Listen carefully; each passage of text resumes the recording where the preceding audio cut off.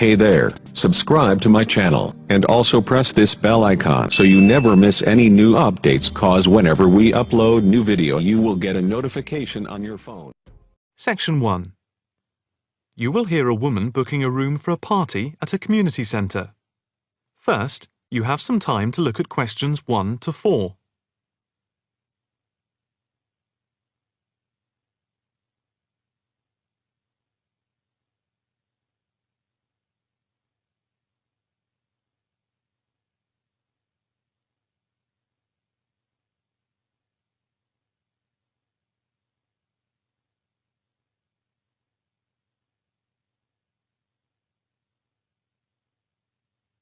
You will see that there is an example which has been done for you. On this occasion only, the conversation relating to this will be played first. Hi, good morning. My name's Pete. How can I help you? Hi, my name's Maria Lincoln. I understand you hire out rooms in the community center as venues for parties? The woman's first name is Maria, so Maria has been written in the space. Now the test will begin. You should answer the questions as you listen, because you will not hear the recording a second time. Listen carefully and answer questions 1 to 4.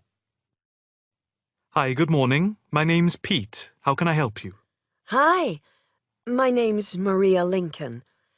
I understand you hire out rooms in the community center as venues for parties? Yes, we do. We've various sized accommodation. It depends on what you're looking for, really. We're looking to hold a party, a children's birthday party, and we need a room that will hold about 70 people, with space for a small disco area, games, dancing, and food. Well, we have a large room, and it would certainly hold at least 100 people comfortably. It's used a lot for parties and things like that. That sounds as if it might be suitable. I've tried various venues, and they're either booked up or they don't hold enough people. Can you tell me when you were thinking of holding the party? I know it's short notice, but we wanted to hold it Saturday week. That's September 15th. Let's have a look. Yes, you're in luck. The Mandela suite is free then. I'll just write that down. Mandela.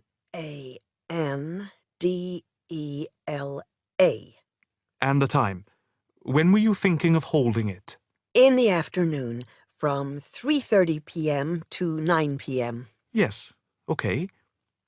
There is no smoking on the premises, and we're only licensed to have soft drinks. That's okay. I think I'm happy to go ahead. Before you hear the rest of the conversation, you have some time to look at questions 5 to 10.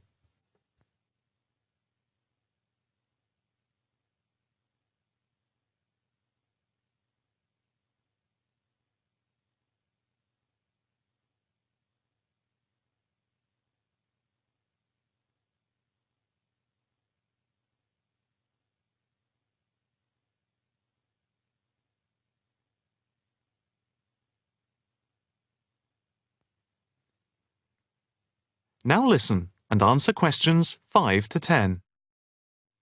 Can you just give your postcode?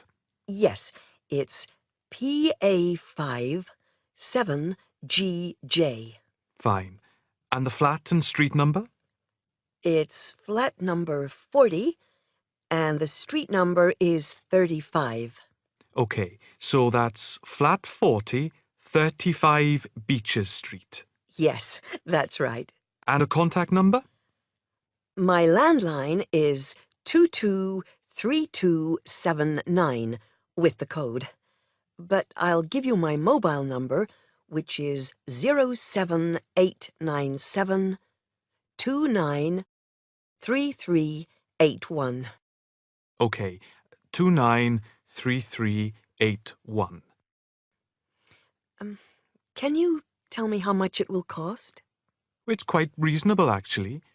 It's £115 for the hire of the room, with tables and chairs. But if you want to hire disco equipment, we've got a basic system with speakers and other equipment for £25. but there is no technician around in case anything goes wrong. And of course, it's optional. Oh, that would save us carting something from home, but maybe we should bring a spare sound system just in case. We've never had any problem with the system, but you might not want to take any chances. What about catering? Well, we had thought of getting everyone bringing something. We have someone who can do catering for £9 a head, including the cake if required. That's handy, but it's a lot as we have a fairly tight budget. So, you want to go ahead with the booking? Yes, certainly. OK. I need to take a deposit of £30, which is refundable. The balance needs to be paid 2 days before the event at the latest. Fine. You can cancel up to 2 days before, but after that you lose the deposit. We don't intend to cancel, but is there any insurance we can take out? Yes, there's a form here somewhere. How much? It's, let me see. It's only £9 for the 24-hour period, and that covers you for cancellation, damage, and injury. Well, at least we'd better have a look at it. How would you like to pay the deposit? Cash. I'll just give you a receipt. There you are. 10, 20, 30. £30. Maria Lincoln. Thank you very much. I'm really glad I found somewhere. We have been trying to book a place for the past 2 weeks, so thank you again, and bye for now. That is the end of section 1. You now have half a minute to check your answers.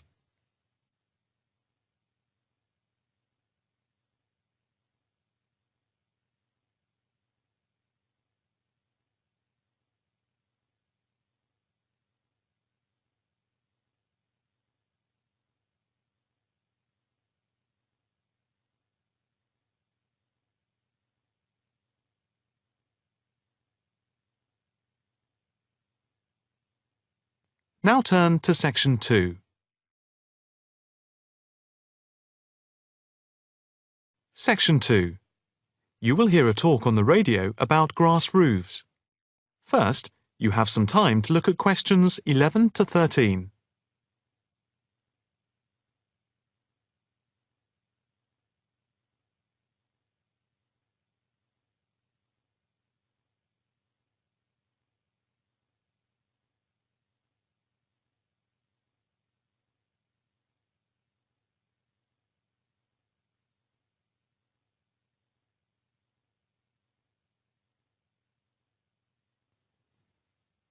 Now listen carefully and answer questions 11 to 13. And now it's straight into the Eco Hotspot for today's programme. We are in fact going to look at an intriguing trend in recent years in the world of eco-friendly developments. There has been a constant stream of new green products coming onto the market for the environmentally conscious. A new departure, which I feel needs greater attention drawn to it, is the increasing interest in grass roofs. Environmentalists sing the praises of grass roofs as interest in sustainable ecological building has led to the greening of the rooftops of residential and commercial buildings around the world. And what does this type of roof consist of? Instead of tiles, which allow water to run off and create flash flooding, the roof has a waterproof underlay, which is laid over the roof deck. This waterproof layer is then covered with layers for insulation and drainage. Then, on top of the insulation and drainage layer, is added a final layer of soil or crushed stones for the plants and/or grass to grow on. The roof can be planted with wildflowers to add colour and life to your rooftop. Before you hear the rest of the talk, you have some time to look at questions 14 to 20.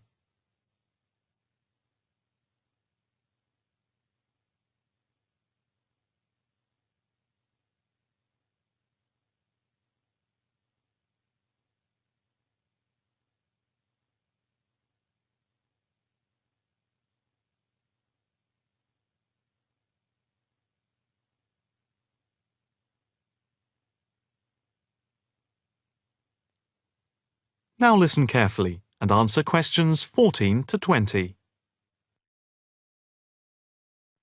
As for the benefits of grass roofs, in spring and in summer they're very pretty as flowers spring into bloom. Moreover, in summer, grass roofs are of particular benefit in cities because they keep any building cool by reflecting the sun's rays. In winter, the grass roofs insulate the building, helping to prevent heat loss. The roofs require little maintenance and are better than any other roofing material. They encourage biodiversity by attracting bees and birds, and they absorb water runoff, which helps prevent flash flooding. In fact, the gravel layer retains 71% of the rainwater that falls, thus helping to prevent flash flooding. In winter, the brown soil is a bit more evident, which can look unattractive if the roofs are not tended carefully. But that is a price worth paying, and I would say that they come highly recommended by those who have them. If you compare grass roofs with tiles, the latter do certainly look very tidy, but at a price to the future of the planet. The main drawbacks of tiles, though, are the water runoff and the absorption of heat from the sun's rays in summer. So, if we are to save the planet from the ecological point of view, tiles do not come recommended. The only roof that I can think of which has similar ecological credentials to the grass roof is the thatched roof. Thatched roofs are good insulators and very attractive, but very pricey and not ideal for cities. How can we make more of our roofs green? That is, how can people be persuaded to install grass roofs? The World Green Roof Conference in Australia was a very good start. At a grassroots level, the best way to raise the profile of grass roofs is to make them trendy by highlighting them in fashionable magazines, so that people begin to feel that they cannot do without them. But the idea I like best is holding competitions for the best designed grass roofs. Next week, Eco Hotspot is going to look at... That is the end of section 2. You now have half a minute to check your answers.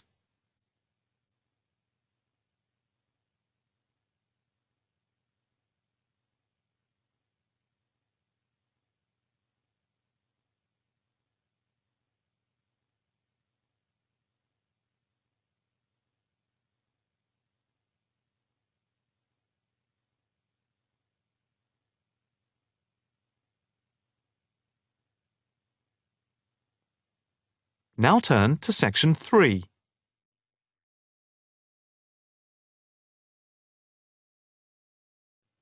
Section 3.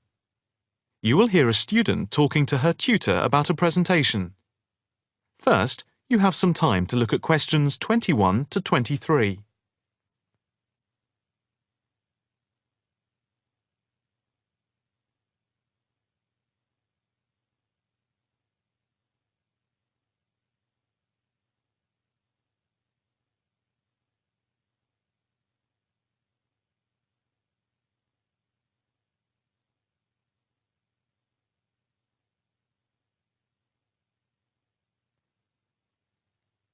Now listen carefully and answer questions 21 to 23.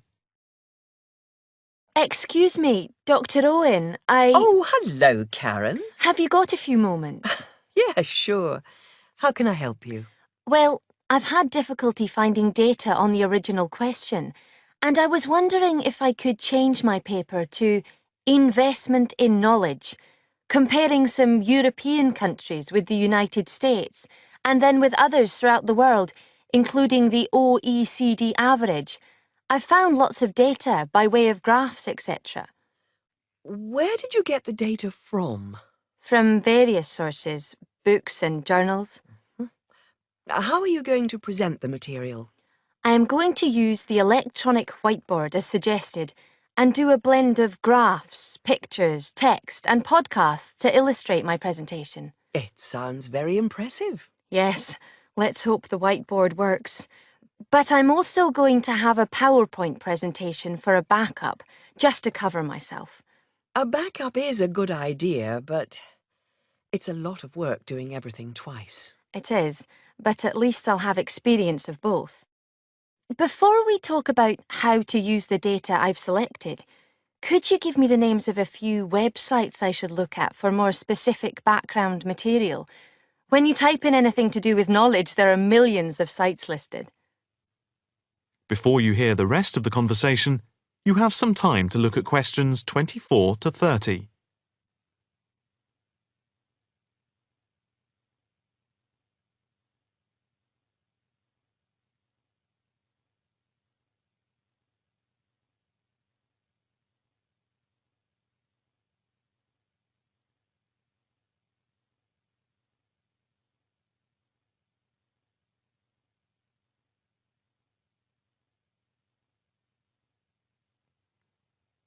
Now listen carefully and answer questions 24 to 30. Let's see. Oh, I'll print you off this list.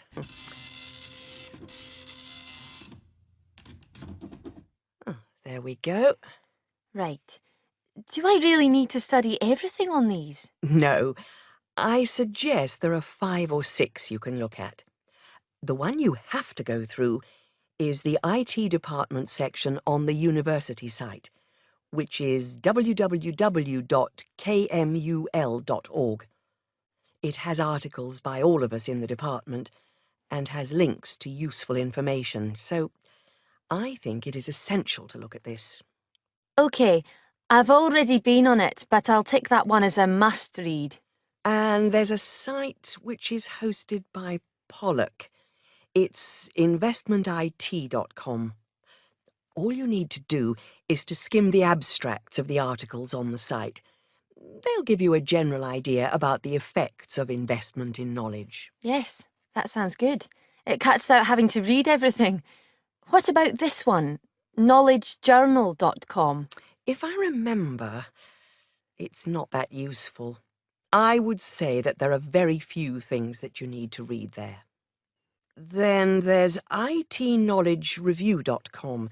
It's got loads of articles, but it's probably best just to read those that have come out in the last term or so. Do you have to subscribe? No, it's free from the university library. And another free journal online is itonline.com. I wouldn't say it's essential to read it, but it is beneficial. And so I think it is worth a look. If you think it's useful, there is no harm in looking at it. But nationalstatistics.com is worth looking at and trying out the links that it gives. I think these are probably enough to be getting on with. I think so. There's another thing I want to ask about. How much material should I use in my presentation? Avoid crowding the screen. If you have lots of information at one time, people will not be able to follow it and will just switch off. That's worth remembering. I've been in lectures where there was too much detail on the screen and it was impossible to read quickly. But what about visuals? Do you think it's okay to mix visuals and text? Visuals are very useful, but they must be relevant, or else people will get confused about what they mean and why they are there, and they won't pay attention to what you are saying. So be careful. From what I can see, you have the makings of a very good presentation. Thank you. That is the end of section 3. You now have half a minute to check your answers.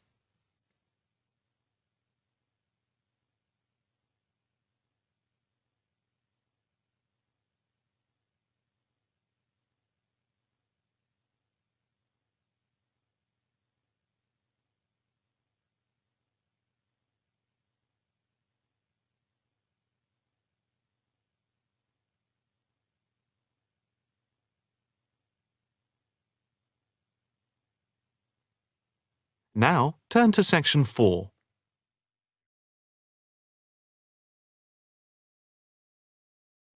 Section 4. You will hear a talk on the work of a printing department at a university. First, you have some time to look at questions 31 to 40.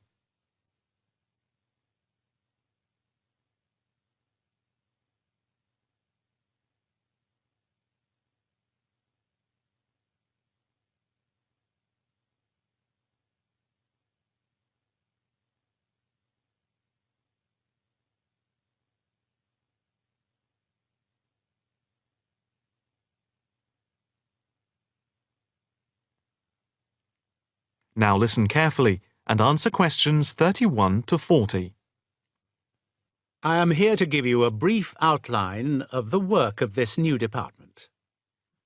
The Department of the Printed Word has a very short history, having been created just 10 years ago. Some statistics to start with. The first intake of undergraduate students consisted of 20 students, which rose to 37 in the second year. And we now have about 50 in the first year, doing a wide range of courses, full and part-time. We have a thriving research department, with 17 students on the taught MA course and 7 students doing research full-time. In all, we have 9 full-time lecturers and 16 part-time lecturers who work mainly, but not exclusively, in our evening department. Of the total student body, approximately 21% are from outside the country, a number which has been increasing steadily over recent years. Although students from overseas have to reach a minimum level of competence in English before they follow a course at the university, some may require remedial help with their English, and we can offer help through the Student Support Services as part of the general assistance given to all students. For home students, both graduate and undergraduate, there are bursaries to help with travel and accommodation, for which I would advise you to contact Mrs. Riley at the end of this session. Increasingly, we are forging external links with organisations in the publishing world, and we have been very fortunate in that we have received money to sponsor not just various students within the department, but also technicians and lecturers. Each year we hold a series of lectures which are given by external speakers in the world of printing and the media. The series of workshops that you see around you have been built thanks to a very generous donation which has allowed us to develop our facilities for bookbinding and restoration. Now, the main work of the department relates to teaching the mechanism of printing. And as most printing is now so highly technological, all our students have to be computer literate. For those of you who are interested in taking a module in this department from another department, and who feel that you may not have the necessary computer skills, don't let the technology put you off. We have a number of specialist technicians who can support and deliver crash programs in the computing technology required. As long as you can switch on the computer, you are halfway there. We have what can only be called state-of-the-art facilities, especially for those wishing to move into the publishing world, working not just as printers, but also in editing, page design, layout, and bookbinding. With the extensive facilities we have for book restoration, some of our former students are now employed as expert book restorers and conservationists, skills which were once almost dying out. In the display, you will notice samples of work on book cover design, and as well as having all the necessary computer programs for dealing with printing, we have some old printing presses. Despite being largely a modern department, we do have an increasing interest in research into the history of the printed word, ranging from early European to Chinese and Japanese printing techniques. We have in fact some very well-known experts on early printing in Europe in the 15th and 16th centuries. If this area appeals to you, you can talk to Dr. Fred Clare afterwards. From China, we're lucky to have as a visiting lecturer Dr. Yu, who is an authority on early Chinese manuscripts and printing machines. If you are thinking about doing a module with us, or you are interested in doing research after you have finished your first degree, the person to talk to is Professor Clarkson, who will be able to give you all the details. For postgraduate research, you should really be thinking about applying now, even though we are only in December, as the department now attracts large numbers of people, and we always have many applications for each research position. That is the end of section 4. You now have half a minute to check your answers.